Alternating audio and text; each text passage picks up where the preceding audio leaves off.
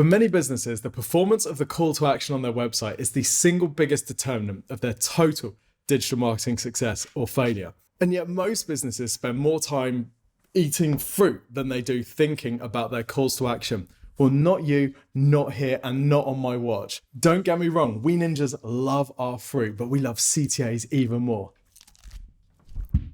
Daddy's weird, isn't he? So today we're going to design you the perfect call to action. So this is basically the shape of any digital marketing campaign, right? You've got traffic driving to a website, which will be driving to a call to action, which leads to money, okay? So if the performance of this call to action isn't up to scratch, the entire model doesn't work. So no money happens without the CTA doing its job. But let's put some numbers behind this to see why it's so important. So let's say that we're driving 100,000 visitors from pay-per-click to your website, and your conversion rate from your call to action is 1%. Well, that means you've got 1,000 leads. Now, let's say that you've been watching this video and you increase the performance of your conversion rate through tips 1 to 3, and you can get that 1% to 2%. Well, all of a sudden that same 100,000 visitors is 2,000 leads, and you've just doubled the performance of your digital marketing only by fixing your CTA. By the way, I'm going to show you some CTAs today that convert at 8% from paid traffic. Oh, yowzers. And that is a huge difference in lead volume. But by the way, it's not just about the volume of leads that we're talking about today. Tip number 4 shows you how to improve the quality of those leads as well, so they're more valuable to you. Now, I don't know about you, but I think that's probably worth clicking the subscribe button for. Just saying. Today, we're going to look at some examples and see why most CTAs suck and what to do instead. There's basically 4 mistakes that people make with their calls to action. The first mistake is that the call to action offers very low perceived value. Remember that with marketing, as with life, the more we can incentivize someone to act, the more likely it is that they're going to convert. Let's say that you're in a hospital and you want to buy some CT scanners. Let's have a look and see how you do it. Now, the first website we can see here is from Siemens Health and Ears. Now, we can see we've got information about their CT scanner technology and innovations. We've got some of their different products down here as well. We've got some information about how it all works. We've got some info about their software and then some news and stories. Now, right at the bottom of the page, we have a Contact Us button. Now, aside from the position on the page, obviously we don't want to put the call to action right at the bottom of the page. That's where the fewest people go. We have to think about this Contact Us call to action. What is going to incentivize somebody to contact them? This person would have already had to pre-qualify themselves. They would have had to educate themselves about the range of products that are available and decide that this is the right business to serve their needs. That's quite a big ask. The Contact Us call to action has a very low perceived value. Now, here's another site in the same space, and again, we've got information about the CT scanners. But the main difference here is that above the fold, we've got 3 calls to action. We've got Contact Us again, but then we've also got Schedule a Demo and Request a Quote. Now, these work really well for people at different stages of the buyer journey. If I'm not ready to make a purchase yet or ready to talk to the sales team, I can schedule a demo to find out more about their products and see if they might be a good fit.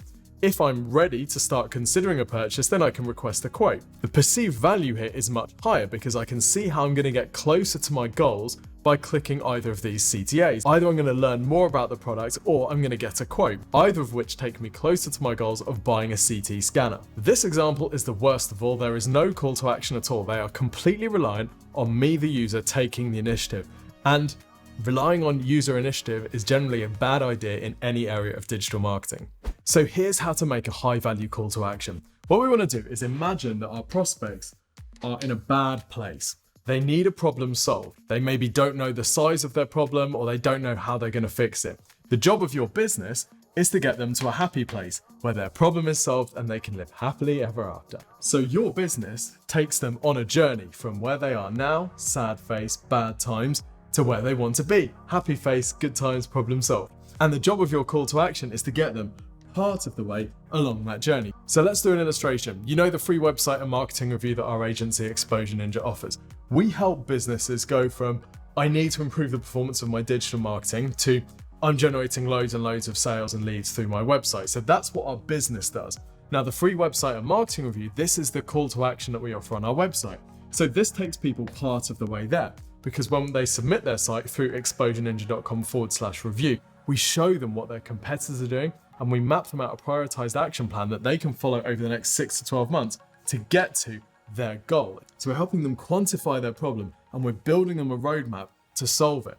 Oh, what's that link? exposureninja.com/review. Now, your CTA doesn't need to get them all the way to their goals, but it needs to show them how to get there, or at least get them part of the way. So you can see why contact us is such a weak call to action, because actually it doesn't move your prospect anywhere further along that line. They don't know how they're going to get to their goal. They don't know the outcome of that contact or what's going to happen. So low perceived value equals low conversion rate, sad times. So the more you can increase the perceived value of the offer in your call to action, the higher your conversion rate will be.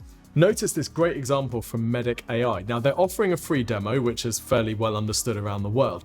But look at this piece on the side here, what you'll learn. So they're being very clear about how you're going to get closer to your goals. They're breaking it down for you to increase the perceived value of their demo. The second mistake people make with the offer in their calls to action is that it has a very high perceived risk. Now remember, if we want somebody to act, as well as increasing the perceived value, we need to reduce their perceived risk. And by the way, perceived risk online doesn't just mean someone's going to steal your credit card details or come around your house and punch you in the face. Unknowns are also a perceived risk. Exhibit A. Let's say that you're based in Newcastle and you want to book a hearing test. Well, you might come onto this site here. You go down the page and you see that you've got two options. You can book hearing care or you can book wax removal. We also have this old-fashioned gentleman to assist you on your quest. But unfortunately, the old-fashioned gentleman doesn't address any of the perceived risks of booking hearing care.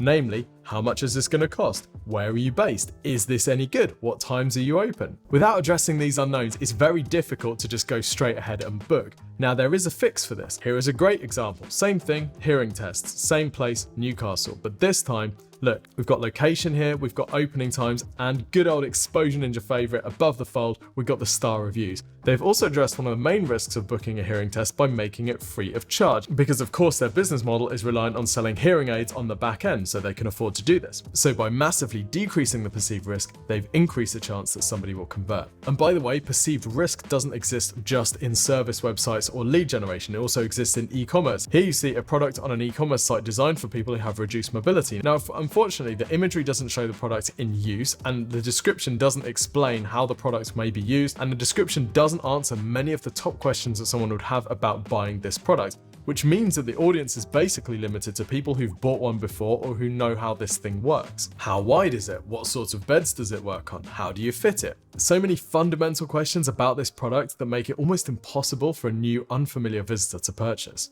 So how do you reduce perceived risk in your call to action? Well, basically explain what's going to happen, build credibility either in the call to action form or around it, and ask for the minimum amount of information needed to qualify the lead. So if you're going to ask name, email, phone number, and for some information, do you really need the email and the phone number to both be required, or can you make one of them optional? This is going to depend on your sales process, but generally speaking, the more info you ask for, the lower your conversion rate will be. The third mistake people make with their calls to action is that they bury them on the site. We saw earlier how sticking a CTA button at the bottom of the page is generally a bad idea. Most people learn how to use the internet through Amazon, and you can see that Amazon's product page layout is pretty standard. We've got some basic information here, call to action, and then more information further down the page should people need it. That's why you'll see a lot of Exposure Ninja builds with the call to action form on the top right hand side. And this site also has a secondary set of calls to action with these free legal guides. Now you can see that we've got here a whole bunch of guides designed for people that are in the information or the research stage of the buyer journey. But when you click on any of these, you have to put your email address in first. And doing this allows you to build automated email streams on the back end. So if someone requests this guide, we know they're in the market for buying or selling a home, so we can send them an automated stream of emails designed to indoctrinate them and introduce them to the business. So when they're ready to buy the services of a conveyancer, we pop into their mind. Now, by combining these two types of CTAs, a site like this can convert over 5%, with their primary CTAs converting at over 10% on paid traffic. The final mistake that marketers make with their calls to action is that they are disconnected from the sales process, and this means that even if they're generating leads, the leads maybe aren't good quality or the sales team isn't able to process them efficiently. And we all know that sales teams love to moan about leads, so we don't want to give them any extra ammo, right? I love you, sales. So the thing to do here is to work out what your sales process is and identify how much of this you can sell in the calls to action on your website. Let me give you an example. So we used to work with a firm that sold exhibition stands, right? Big exhibition stands for events. They'd sell to huge corporates who wanted to turn up at a show and have this big fancy stand all designed and all set up for them. Now, the call to action on their website was contact us or get a quote, like it is for most businesses in this space. But when we spoke to them, we realized that in the sales process, they were actually designing a mock-up of the stands which they sold their customers. Now, they needed to do this because the customers couldn't buy the stand unless they could see the visual mock-up. So it was part of their sales process already. But by taking this, packaging it, and putting it on the site in their call to action, we were able to significantly increase the conversion rate of their CTAs. So going from contact us or get a quote to contact us today and get a free quote and a free 3D visual of your stand, try saying that 100 times at 9 PM on a Friday, we were able to take their conversion rate from 0 point disappointing to 16% in the first month. So think about what your sales process looks like and design your CTA to work with it, not against it. Here's another example, another hearing clinic. Now you can see in the CTA, we ask for customers to choose their nearest branch. There's two reasons for this. Firstly, we want to make sure that customers are in the target radius before we get in contact with them. We don't want to waste time contacting people that live miles away. But the second thing this allows us to do is to route these inquiries to the right branch for them. If we didn't have the branch qualifier here, all of these leads would just be going into one pot and the team would then have to sort through them and then route them to the different branches. So by doing this, we can remove one step in that sales process. And by the way, this business has expanded from 3 to 7 clinics since we started working with them because we're able to generate so many leads through their site. This US client of ours had to take a different approach with their CTA. Remember, keeping in mind the sales process. And they're a personal injury firm. And we know two things about our friends over in America. Firstly, there are more lawyers than there are members of the general public. And secondly, these people like to sue each other a whole lot. So time is of the essence. We need to make sure that if someone lands on this site, we are making the process of conversion as quick as possible. So whilst there is a form, we have a button that says call right now to emphasize that urgency. What we don't want them to do is go and fill in a form on our site, but on someone else's site, they give them a call, that person signs them up on the phone, and then the lead is dead. So we need to motivate this lead to act as quickly as possible. So how do you go about crafting the perfect CTA offer? First thing, increase the perceived value.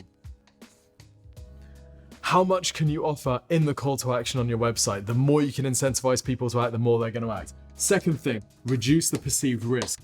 Think about all the reasons that somebody wouldn't go through your call to action and answer those objections either in the form copy itself or in the content around the page. Third step, make your CTAs prominent on every page. And fourth step, think about your sales process and integrate your call to action offer with your sales process. So you're driving qualified leads into it rather than just lobbing a random assortment of dross into your sales team to sift through. So one thing that you're going to have to do before you do any of this stuff is create your buyer persona, because it's not until you really understand your customer that you can design a call to action offer that's going to resonate with them and get them to act. Now in this video, we show you exactly how to do that and take you through a process that you can use to design your buyer persona. This is going to help you find these customers online, get them onto your website and give them a call to action that's going to motivate them to act. So go and check it out now. If you've enjoyed this video, drop me a note in the comments. And of course, let me know, how ripe do you eat your bananas? On that bombshell, see you next time.